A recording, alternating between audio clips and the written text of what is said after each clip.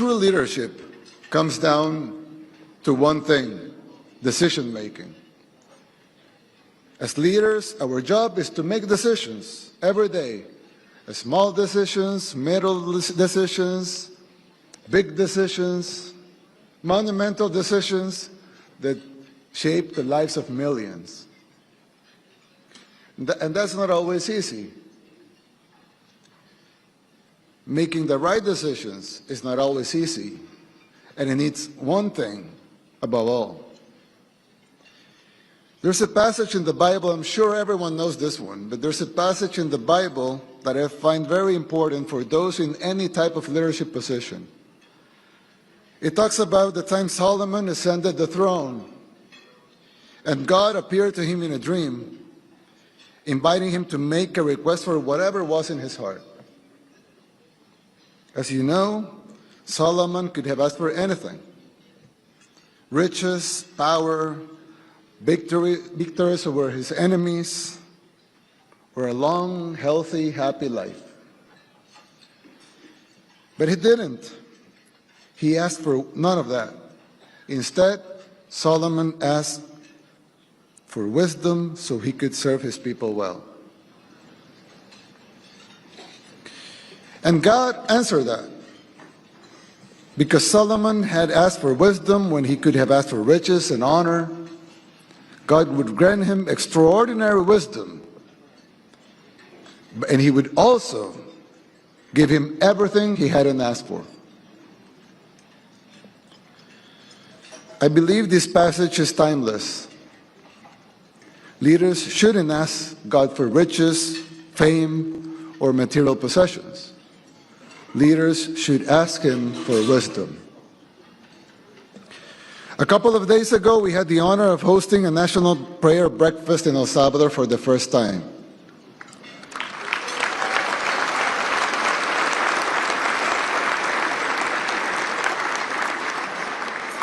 And over there, I share a little about the miracle unfolding in our country. As you know, El Salvador was the murder capital of the world. That was our nickname, murder capital of the world. The most dangerous place in the whole wide world. And now is the safest country in the whole continent.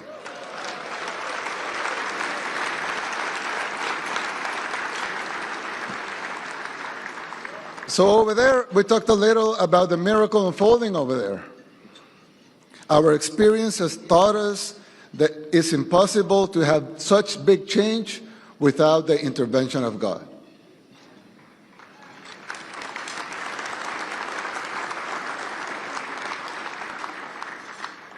The transformation of El Salvador, especially when it comes to security, is not the work of humans alone. We know it was possible only because God worked a miracle through our hands. And we give the glory to him.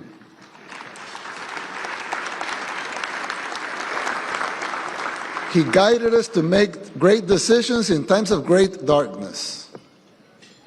Many people don't know that our enemy was not just a flesh and blood, but a spiritual as well. The gangs didn't just murder, rape, extort, they also worship Satan. Straight up, literally. When we went to their homes to arrest them, we discovered altars they've been using for satanic rituals. This is well documented. We put up the pictures, the videos right away. But for some reason, the global mainstream media didn't think it was worth it to cover it. But we know gangs in El Salvador were satanic, and they worship Satan, and some of those gangs are here in the United States. Bringing security to our people meant shielding them from that. Shielding the innocent from the plague, putting the safety of our honest people first. Guarding those who were seeking peace and had to face the curse of the gangs.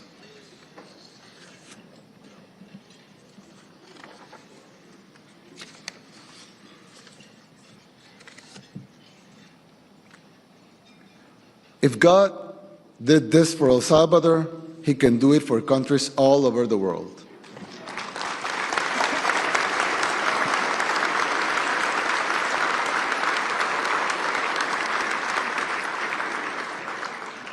But we must first ask for wisdom.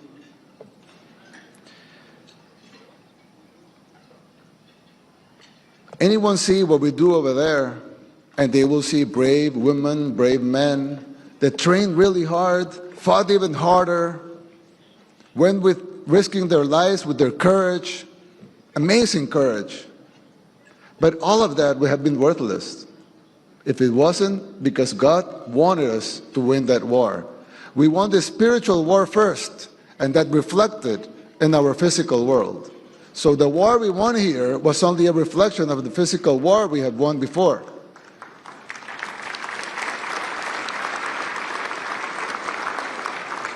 Every battle, every fight, every war worth fighting has to be won first in the spiritual world, so that can reflect in the physical world.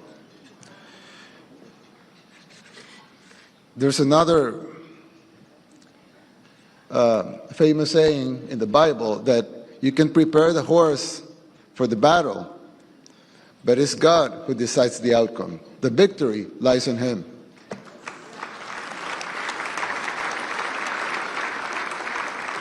That's why today we come not to pray for riches or for wealth or for fame, but for wisdom. For wisdom for all the men and women here in this room, for all the men and women in positions of power, for all the decision makers, for all the policy makers, for the politicians, for the businessmen, the men and women who directly and indirectly influences the lives of millions and even billions of other human beings. Leadership never means making decisions that serve just a few or less us, but means making decisions that serve and protect our people and that honor the tasks entrusted to us.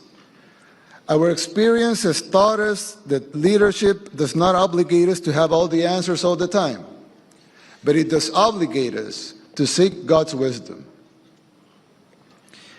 to seek His guidance before making any decisions. It obligates us to prepare for the best, to the best of our abilities, and to remember who ultimately grants the victories. May God grant wisdom to all world leaders, and may God bless us all. Amen.